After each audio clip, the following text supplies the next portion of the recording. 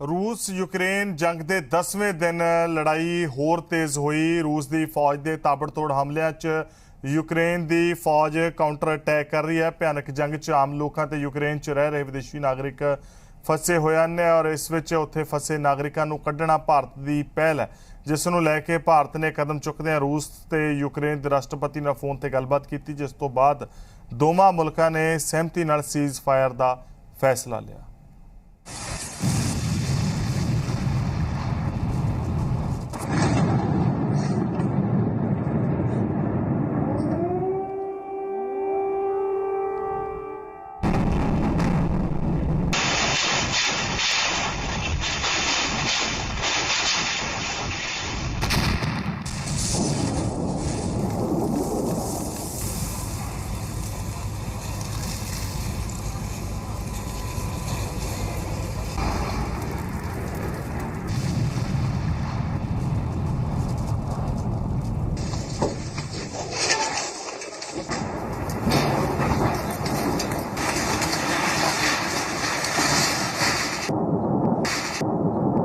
Putin की फौज 10वें दिन यूक्रेन च लगातार बंब बरसा रही है।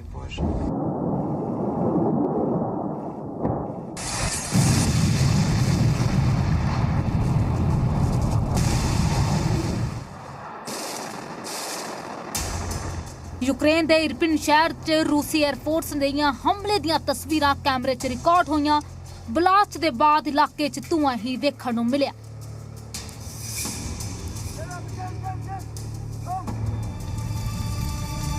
रूस की फौज ने ताबड़तोड़ हमलों तो बाद यूक्रेन के शहर दर शहर बर्बाद हो रहे ने। पूरे का पूरा इलाका खंडरां च तब्दील होंदा जा रहा है।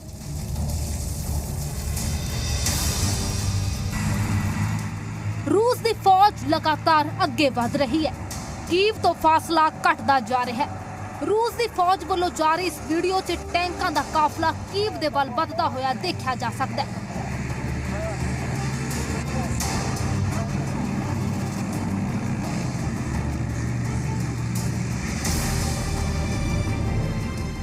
रूस की फौज के हमले दे विच यूक्रेन की फौज भी पलटवार कर रही है। यूक्रेनी फौजियों ने रूसी टैंक हेलीकॉप्टर KA-52 नूं मार सुट्टिया। यूक्रेनी फौजियों ने रूसी हेलीकॉप्टर नूं टारगेट किया। पल भर दे विच हेलीकॉप्टर अग दे गोलियां च तब्दील हो गया।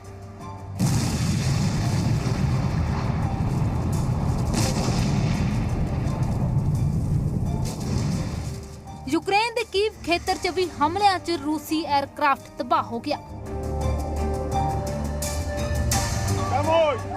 यूक्रेन के स्थानक लोग भी रूस की फौज का विरोध कर रहे हैं। ये तस्वीरां खरसान दियां ने, जिथे लोगों ने सड़क ते प्रदर्शन किया। रूसी फौज के काफले के सामने खड़े हो गए।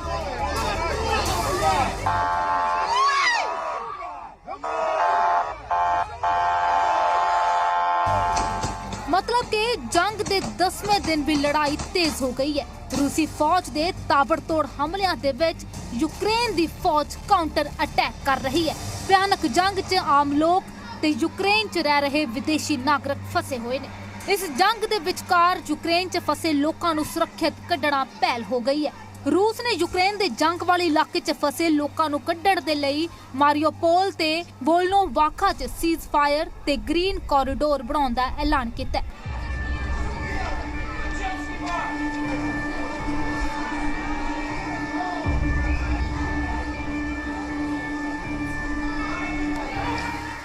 सवाल यूक्रेन च फसे भारतीयों को कढ़ण दा सी।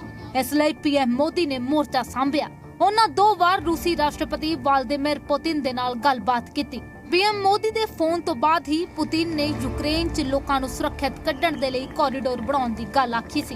भारत ने यूक्रेन नूं भी मंग की सी कि वह भारतीय नागरिकों को निकलण दा मौका देण ते सीज़ फायर का ऐलान करन। PM मोदी की कोशिशों का असर दिखिया। सीज़ फायर का ऐलान किया गया। दावा किया जा रहा है कि यूक्रेन लोगों को सुरक्षित कढ़ण की गल नहीं मान रहा। रूस का इल्जाम है कि यूक्रेन लोगों को ढाल की तरह इस्तेमाल कर रहा है। To the nationalists who do not follow any orders, who use the people, including foreign citizens and human shields. and we are ready to do everything possible to support the Indian government efforts to ensure the efficient and speedy evacuation of the Indian nationals. Bharat ਤੇ ਦੁਨੀਆ ਭਰ ਦੇ ਦੇਸ਼ਾਂ ਦੇ ਦਬਾਅ ਤੋਂ ਬਾਅਦ ਰੂਸ ਯੂਕਰੇਨ ਦੇ ਵਿੱਚ ਦੂਸਰੇ ਦੌਰ ਦੀ ਗੱਲਬਾਤ ਵਿੱਚ ਕੋਰੀਡੋਰ ਬਣਾਉਣ ਦੀ ਸਹਿਮਤੀ ਬਣ ਗਈ। ਇਸ ਤੋਂ ਬਾਅਦ ਯੁੱਧ ਖੇਤਰ 'ਚ ਫਸੇ ਲੋਕਾਂ ਨੂੰ ਬਾਹਰ ਨਿਕਲਣ ਦਾ ਰਸਤਾ ਸਾਫ਼ ਹੋ ਸਕਿਆ। ਦਰਅਸਲ ਅਜੇ ਵੀ ਵੱਡੀ ਗਿਣਤੀ 'ਚ ਭਾਰਤੀ ਯੂਕਰੇਨ 'ਚ ਫਸੇ ਹੋਏ ਨੇ। ਉਹਨਾਂ ਨੂੰ ਤਤਕਾਲ ਮਦਦ ਦੀ ਲੋੜ ਹੈ। ਪੀਐਮ ਮੋਦੀ ਦੇ ਨਿਰਦੇਸ਼ਾਂ ਤੇ 4 ਕੇਂਦਰੀ ਮੰਤਰੀ ਯੂਕਰੇਨ ਦੇ ਗਵਾਂਢੀ ਦੇਸ਼ਾਂ 'ਚ ਪਹੁੰਚ ਗਏ ਨੇ। ਇਹ ਮੰਤਰੀ ਵੱਖ-ਵੱਖ ਦੇਸ਼ਾਂ 'ਚ ਭਾਰਤੀ ਵਿਦਿਆਰਥੀਆਂ ਦੀ ਵਤਨ ਵਾਪਸੀ ਨੂੰ ਸੁਨਿਸ਼ਚਿਤ ਕਰ ਰਹੇ ਨੇ। ਯੂਕਰੇਨ ਤੋਂ ਸੁਰੱਖਿਅਤ ਆ ਰਹੇ ਵਿਦਿਆਰਥੀ ਮੋਦੀ ਸਰਕਾਰ ਦੀ ਸ਼ਲਾਘਾ ਕਰ ਰਹੇ ਨੇ। ਪੋਲੈਂਡ ਦੇ ਯਿਸ਼ਾ 'ਚ ਜ਼ੀ ਨਿਊਜ਼ ਦੇ ਐਡੀਟਰ ਇਨ ਚੀਫ ਸੁਧੀਰ ਚੌਧਰੀ ਨੇ ਭਾਰਤੀ ਵਿਦਿਆਰਥੀਆਂ ਨਾਲ ਗੱਲਬਾਤ ਕੀਤੀ ਤਾਂ ਉਹਨਾਂ ਦੱਸਿਆ ਕਿ ਤਿਰੰਗੇ ਨੇ ਕਿਵੇਂ ਉਹਨਾਂ ਦੀ ਜਾਨ ਬਚਾਈ। ਯੁੱਧ ਖੇਤਰ ਤੋਂ ਬਾਹਰ ਆ ਚੁੱਕੇ ਭਾਰਤੀ ਵਿਦਿਆਰਥੀ ਆਪਣੇ ਨਾਲ ਹੋਏ ਵਰਤਾਵ ਦੀ ਗਵਾਹੀ ਦੇ ਰਹੇ ਨੇ। ਵਿਦਿਆਰਥੀ ਦੱਸ ਰਹੇ ਨੇ ਉਹਨਾਂ ਦੇ ਨਾਲ ਕਿਸ ਤਰ੍ਹਾਂ ਦਾ ਭੇਦਭਾਵ ਕੀਤਾ ਗਿਆ। इस समय मैं जी शहर में हूँ और थोड़ी थोड़ी बर्फ़ गिर रही है, टेम्परेचर माइनस में है और ये जो जगह है ये वो जगह है जहाँ सारे भारतीय छात्र आ रहे हैं। इनको यहाँ पर रखा जा रहा है इसी होटल में और फिर धीरे धीरे जैसे जैसे फ़्लाइट्स आ रही हैं भारत से ऑपरेशन गंगा के तहत इन बसों में इन्हें बैठाकर फिर यहाँ से वापस भेजा जा रहा है। आप देख सकते हैं ये प्रोसेस अभी शुरू हो चुका है और हर रोज़ यहाँ ऐसा ही होता है। सैकड़ों छात्र आते हैं यूक्रेन से और उसके बाद उन्हें यहाँ रखा जाता है और फिर यहाँ से ये सारे लोग एयरपोर्ट के लिए रवाना होते हैं। तो मेरे साथ आज कुछ छात्र हैं, हमारे नए युवा दोस्त हैं, यंग फ्रेंड्स, जिनसे हम आज जानने की कोशिश करेंगे इनकी कहानी, इनके साथ क्या क्या हुआ। जैसे मैं हर बार कहता हूँ ये जितने लोग हैं सबके पास अपने जीवन की एक कहानी है आपको बताने के लिए। तो ये जो मेरे साथ मेरे यंग दोस्त हैं ये खार्किव से आए हैं और खार्किव वो जगह है जहाँ पर सबसे भीषण लड़ाई इस समय चल रही है। तो बताइए आपकी जर्नी कैसी थी, खार्किव से यहाँ तक कैसे पहुँचे आप? सर पहले तो हमें 10 किलोमीटर चलाया गया रेलवे स्टेशन तक और सर स्टेशन में बहुत शेलिंग हो रही थी बहुत ज़्यादा। फिर ब्लास्ट की आवाज़ हमें 2 बार सुनाई दी बट हम लोग के पास इंडियन फ्लैग था, उसके वजह से हम लोग निकल पाए स्टेशन में। फाइनली हम लोग को ट्रेन मिला बहुत मुश्किल के बाद। फिर ट्रेन में बहुत प्रॉब्लम्स हुई, पानी नहीं था मेजरली। उसके बाद ट्रेन से आए, फिर हम लोग को बहुत किलोमीटर चलना पड़ा ठंड में। पोलैंड में बॉर्डर पे बहुत प्रॉब्लम हुआ, पोलैंड के बॉर्डर में बहुत इंडियंस के साथ बहुत अजीब सा ट्रीटमेंट हो रहा था। डिस्क्रिमिनेशन हो रहा था? हाँ, इंडियन डिस्क्रिमिनेशन हो रहा था। कहाँ पर? पोलैंड में हो रहा था? पोलैंड के बॉर्डर पे बोडोमिरेज में। तो कौन कर रहा था? यूक्रेन के लोग लोग कर रहे थे। हाँ। तो डिस्क्रिमिनेशन इंडियंस के साथ यूक्रेन के जो बॉर्डर पर जो उनकी फोर्सेज हैं वो कर रही हैं। जी जी सर। पर आप ये भी कह रहे हो कि हमने तिरंगा दिखाया और हमें जाने सर वो खार्किव में हम लोगों ने किया था। हम लोग के पूरा इंडियन यूनियन जो हमारे हेड थे उन्होंने इंडियन फ्लैग रखा था जिसकी वजह से हमें एंट्री मिली अच्छा। रेलवे स्टेशन में हमें जाने का रास्ता मिला 10। आप कैसे आए? सर बहुत कठिन परिश्रम रहा यहाँ तक आने का। हम हॉस्टल से निकले थे और जस्ट निकलते ही बॉम्ब शेलिंग होने लग गई, मिसाइलें गिरने लग गई। रेलवे स्टेशन किसी तरह हम पहुँचे बट हम हमारी टीम से पूरे अलग हो चुके थे। हम 2 फ्रेंड ही थे बट और वहाँ पे अनाउंस हो चुका था कि 6 बजे तक अपने अपने सेफ हाउस चले जाओ बट हम पहुँच नहीं पाए। हम बहुत डर गए थे, पेरेंट्स बहुत परेशान थे, फ़ोन नहीं लग रहा था, फ़ोन बंद हो चुका था। फिर कैसे ही करके लवीव तक आए और लवीव से फिर पोलैंड बॉर्डर तक पहुँचे। फिर वहीं पे भी वही हाल है कि ये यूक्रेनियन आर्मी जो थी हमारे को आगे बढ़ने नहीं दे रही थी, वहीं पे रोक दिया। हमारे को पहली प्रेफरेंस यूक्रेनियन को ही दी जा रही थी। हम वहीं पे 6 घंटे तक बॉर्डर पे ही खड़े रहे ठंड में -8 डिग्री सेल्सियस। फिर कहीं ना कहीं पोलैंड बॉर्डर तक पहुँचे, फिर इंडियन एम्बेसी का सहारा मिला और अभी अब हम बिल्कुल ठीक है। सबसे प्राउडी मूवमेंट हमारे लिए वही रहा है कि हमारी गवर्नमेंट हमारे लिए आई है यहाँ पे और हमें वेकेशन के लिए हमारी जो प्रोसेस उनका रहा है काफ़ी हम इससे सबसे ज़्यादा सेटिस्फाइड हम यहाँ पर आने के बाद हुए हैं कि जो कि हमें यहाँ पे माहौल मिल रहा है, जो फैसिलिटीज़ मिल रही हैं, they are very up to the mark. Sir rescue जब हुआ तो उसके बाद फिर एक मतलब अंदर से शांति आई कि हाँ मतलब कोई आके हम लोग को बचाया है। और ऐसे मोमेंट में क्योंकि हर रास्ते में हम लोग को ये लग रहा था कि कहीं ना कहीं कोई रोक ना ले हम लोग को, यूक्रेनियन जो भी वो थे आपके सोल्जर्स थे, वो बार बार ऐसे देख रहे हैं, पब्लिक से ऐसे देख रही है जैसे कोई रेसिस्ट, मतलब कि ये कहाँ से आ गए, यहाँ कहाँ घुस रहे हैं बीच में। और मास्क पहनाना था हमने, सर भी हमने ढक लिया था कि किसी को पता ना चले हम इंडियंस हैं। तो क्या मैं इसमें आपकी बातों से ये मानूं कि अब यूक्रेन फ्रेंडली कंट्री हमारे लिए नहीं रहा, ऐसा लगा आपको? बिल्कुल आप कह सकते हैं सर, क्योंकि हम जब स्टेशन पे पहुंचे थे, आई वाज फ्रॉम कीव, तो वहाँ पर स्टेशन पे उन्होंने बुलेट्स फायर करी हैं, भगदड़ मची, मेरे पैर पे चोट भी आई है इसकी वजह से।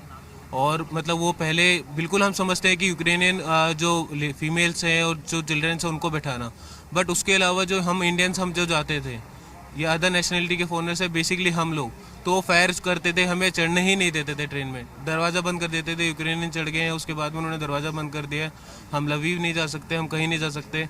हमें फिर टैक्सी पता करते हैं, टैक्सी वहाँ पर हमसे $1200 मांगते हैं, $2000 मांगते हैं, जस्ट एक शहर से दूसरे शहर पे जाने के लिए। ਭਾਰਤੀ ਵਿਦਿਆਰਥੀ ਮੋਦੀ ਸਰਕਾਰ ਦੀ ਕੋਸ਼ਿਸ਼ਾਂ ਦੀ ਸ਼ਲਾਘਾ ਕਰ ਰਹੇ ਨੇ। ਉਹਨਾਂ ਗੱਲ ਸਰਕਾਰ ਤੱਕ ਪਹੁੰਚਾਉਣ ਲਈ ਜ਼ੀ ਨਿਊਜ਼ ਦਾ ਧੰਨਵਾਦ ਕੀਤਾ। तो जो बाकी देशों के जो लोग थे वो उनका रेस्क्यू कैसे हुआ? वो लोग क्या कर रहे थे? क्या उनकी सरकारें भी उनको लेने के लिए आई थी? उनके लिए भी कोई अलग इंतजाम हुए थे? वो लोग क्या कर रहे थे जो दूसरे देशों के छात्र थे? सर बाकी नेशनलिटी के जो लोग थे वो बच्चों का तो आई डोंट थिंक सो कि उनकी गवर्नमेंट उन्हें रेस्क्यू करने के लिए आए थे, पर हाँ इंडियन गवर्नमेंट बहुत अच्छा अरेंजमेंट करी है हमारे लिए। बट बाकी आई डोंट थिंक सो, क्योंकि यूक्रेन अपने अकॉर्डिंग वो लोग खुद अपना देखेंगे कि वो लोग को कैसे कहाँ सेटलमेंट होना है।